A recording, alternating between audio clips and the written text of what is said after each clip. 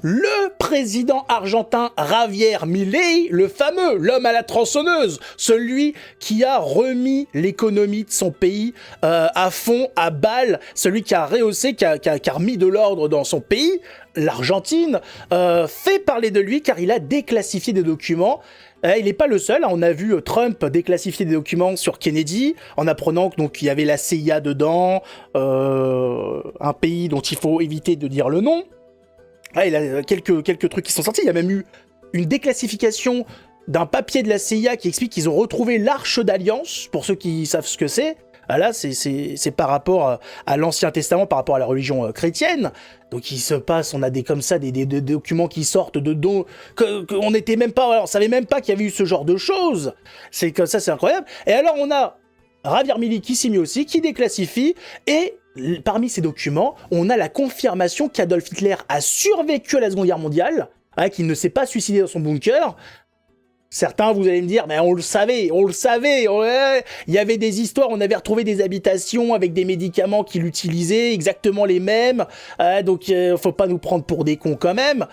Mais c'était des on-dit, c'était des suppositions, c'était peut-être que... Mais là, les documents déclassifiés le confirment, l'attestent. Il s'est échappé en Argentine avec l'aide et l'assistance des États-Unis. Alors ça va être un petit peu compliqué à justifier. Alors les États-Unis, vous le savez pas, ont pris quelques personnalités du régime nazi, quelques personnes, quelques scientifiques, quelques chercheurs pour la NASA, pour d'autres secteurs, etc. Ils ont pris des gens qui avaient fait preuve d'ingéniosité, qui avaient fait preuve d'idées foudroyantes pour les faire venir aux États-Unis pour travailler pour eux. C'est la guerre, hein, tu t'as qu'à parler bien de ton adversaire. Et parmi ça, les têtes pensantes, les têtes qui ont des neurones qui fonctionnent. Et donc voilà, ils ont pris, on n'est plus à l'époque où on se contente de prendre la nourriture et les bonnes femmes.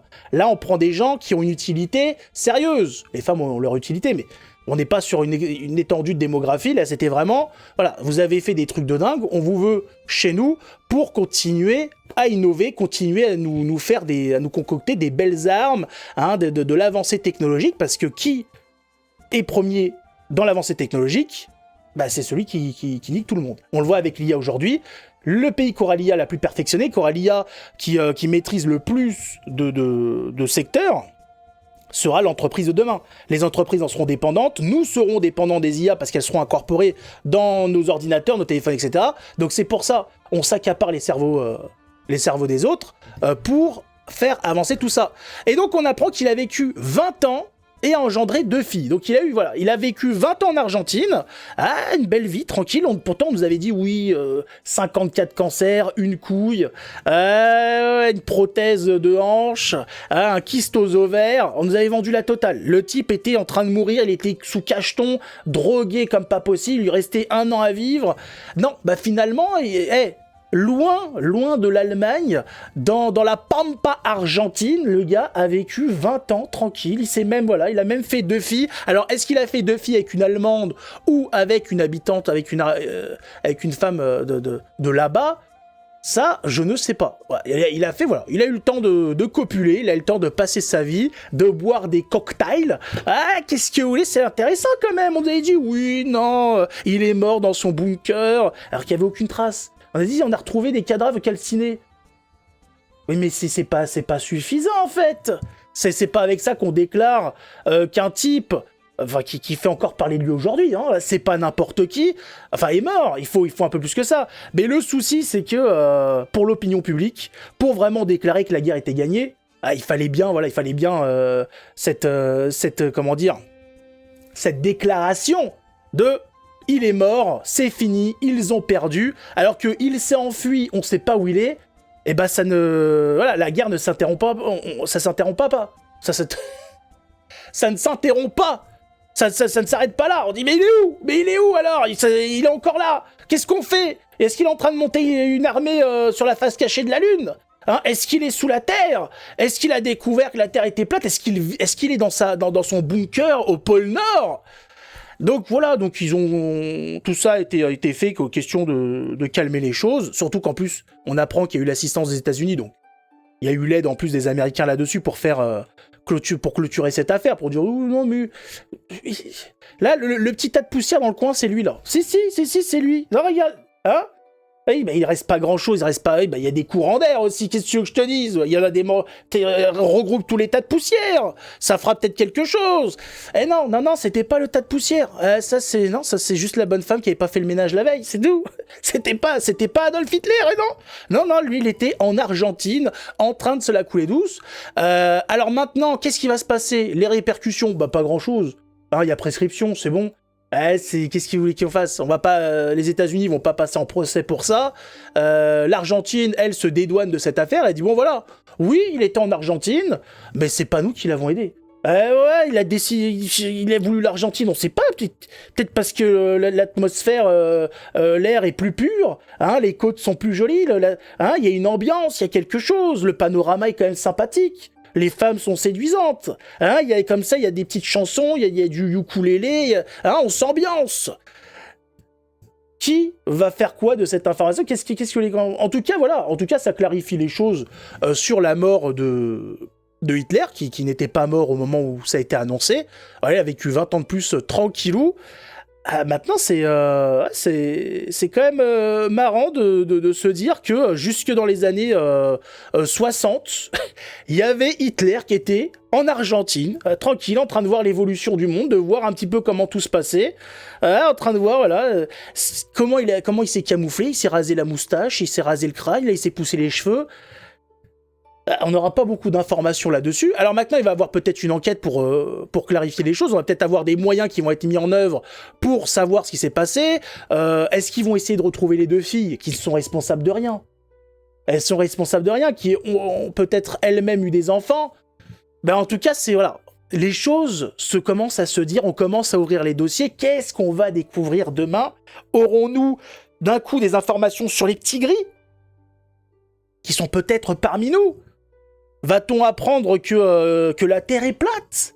Hein? Que, je sais pas, que les reptiliens sont parmi nous? Alors, j'en sais rien. Je sais pas du tout ce qu'ils ont magouillé.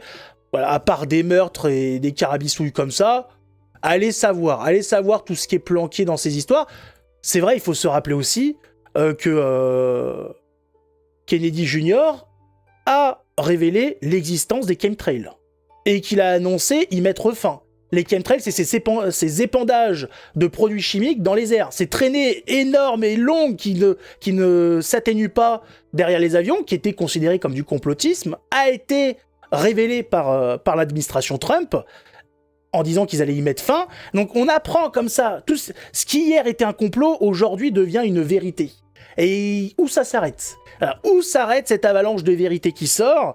On a hâte de voir. Maintenant, on peut y perdre pied. D'un coup, on se dit, mais alors le monde dans lequel je suis, existe-t-il?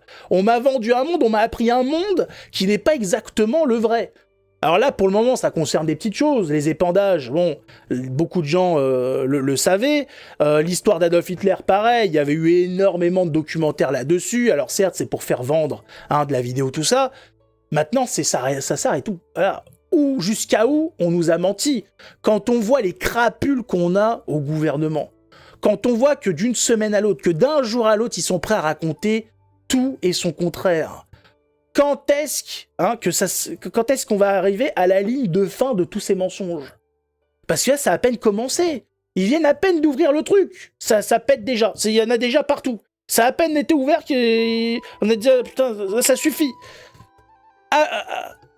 On attend la suite. On verra bien tout ce qui va sortir. Maintenant, bon, voilà, pour les pros extraterrestres et compagnie, voilà, ne vous faites pas de faux espoirs. Restons sur ce qui nous est montré, ne partons pas dans des délires, et puis ils vont nous montrer ça et ça. On n'en sait rien. On sait pas ce qu'ils vont montrer, ce qu'ils vont... D'ailleurs, même il y a peut-être des vérités qu'ils vont pas vouloir déclassifier en les voyant. Dire, oula, là-dessus, ça sent un petit peu mauvais, on va mettre ça de côté. Donc, voilà. Laissons les choses comme ça sortir, analysons une fois que c'est sorti, ne nous montons pas le bourrichon, parce qu'après on parle dans des ici, il y avait ça, ici, et on ne s'en sort pas. Concentrons-nous un petit peu sur nos vies, concentrons-nous d'ailleurs en France sur ce qui se passe avec Macron, avec Marine et compagnie, avec le gouvernement en place, les dérives qui sont en train d'être mises en place. Voilà, faut pas perdre non plus son temps sur des choses qui, à l'heure d'aujourd'hui, actuellement, ne sont pas une priorité, puisque c'est des choses qui concernent le passé et qui n'ont pas vraiment d'incidence sur notre actualité moderne, actuelle. Voilà. C'est intéressant de le savoir. Maintenant, voilà, une fois qu'on le sait, on en parle un peu et on s'intéresse à ce qui se passe aujourd'hui.